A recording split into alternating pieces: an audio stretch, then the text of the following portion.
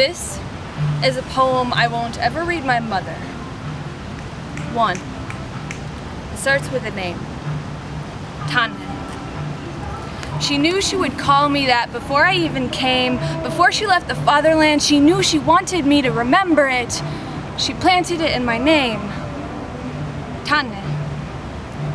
Tanne means fir tree, the coniferous life that covered her country. She didn't want me to forget where I came from. 2. And it starts with a name. Erwin.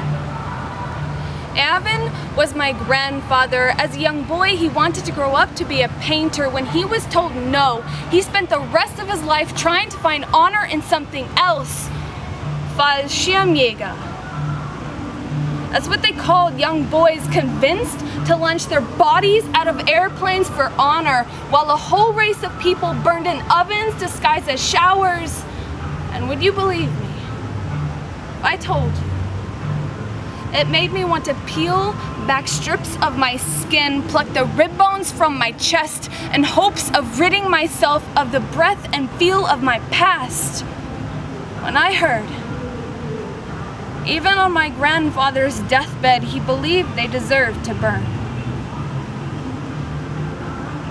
With the cutting at my skin, the scrambling to rid myself of the marrow buried in my breast, ever be enough to make it okay that I came from this? What was supposed to be the face of the new German Empire, I am what's left. Blonde-haired, blue-eyed, pale skin. How fucking ironic when I am called beautiful. Yes, this face was no accident, strategically created through mass murder and ethnic cleansing. How am I to reconcile that history, to be proud of where I came from?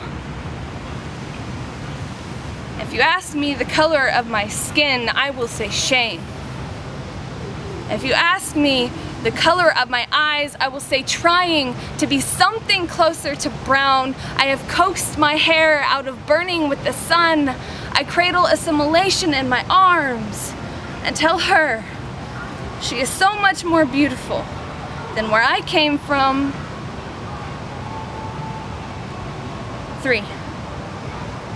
And it starts with a name. Tanne.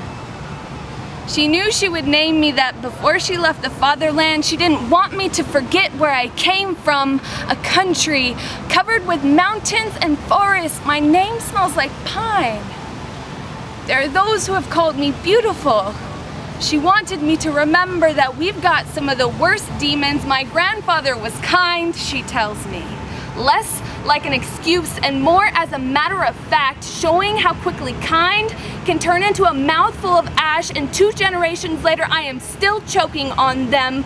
I am trying to learn to swallow more consistently. She shakes me. Do not forget where you came from.